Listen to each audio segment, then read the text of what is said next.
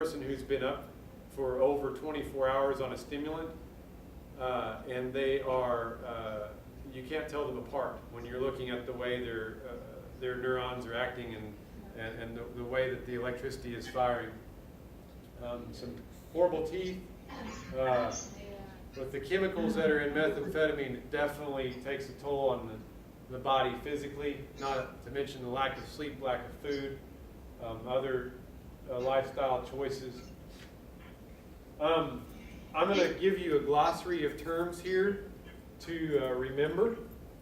And I'll probably pick out some more of these and go into more detail, but this will be something that we may test on later, have some test questions.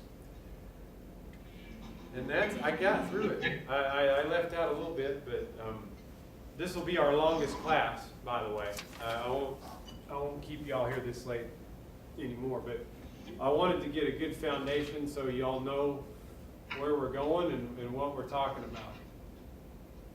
Any questions? Taylor, on the glossary of terms, do we just need to refer to the book on those, or just kind of do our own research and get a good definition for you?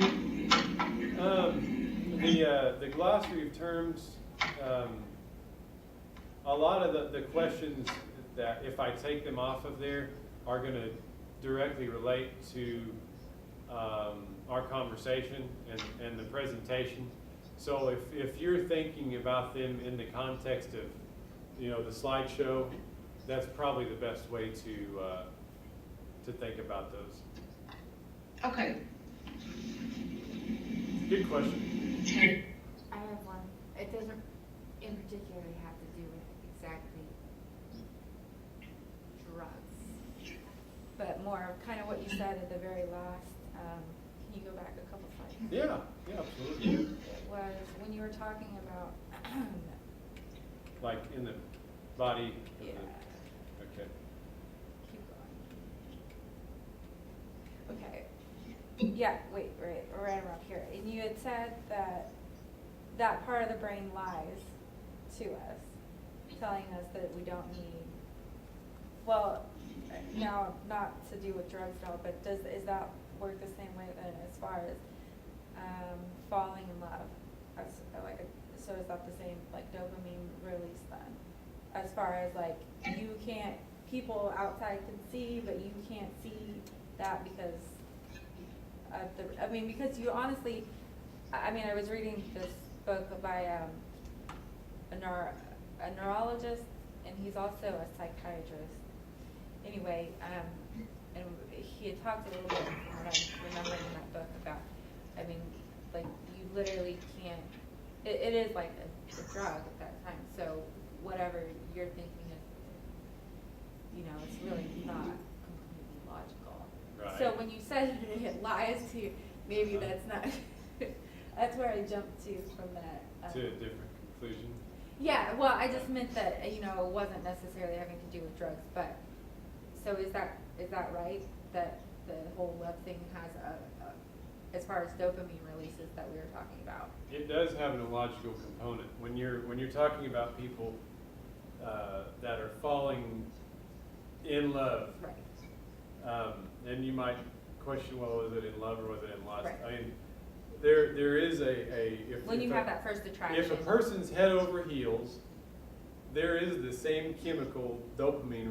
There have been relationship studies now that have looked at what's happening, and it is the very similar process to an addiction. Right, because you're thinking about that.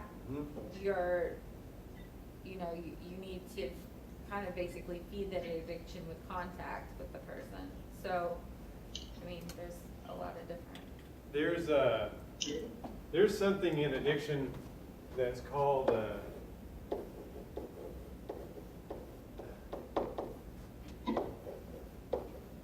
euphoric recall, and there's also something called idealized thinking. Okay, so if you have a romantic experience with someone and you're madly in love, and it was just the most exciting experience. This person totally understands me, and you feel it on all these different levels. That's some euphoric recall. People have the same thing when they're thinking about, oh man, I would know what it was like that first time I did that first line. I just remember what it felt like.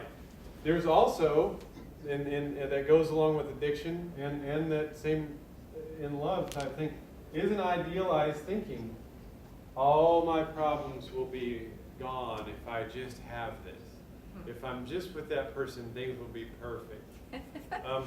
Seriously, there's some loss of contact, and Well, I'm it's sorry, true. I'm just there's laughing some because loss it's of not contact true. with reality with this, and so I think evolutionarily, I've heard people talk about the dopamine is being important to our survival because it urges people to reproduce, but if you're talking about a long-term relationship, there's other chemicals that go along with and should adjust. Now, people, if you're going to make a relationship work, should have a decent balance. But those are definitely in play. And so you guys are getting it. Y'all are getting it for sure.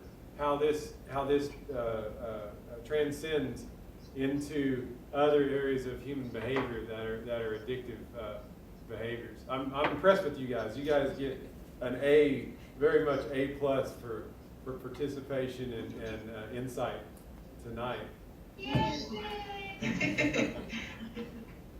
So anyway, any other thoughts or questions? Okay, well, it's getting late. I'll let everybody get home and get to sleep. Nice, it was good to meet you. I'll see you next week. Sonia, good to see you again. See you next time. You guys have a good week. Thank you, you too. Thank you. Oh, thank you. Yeah, the button that you push.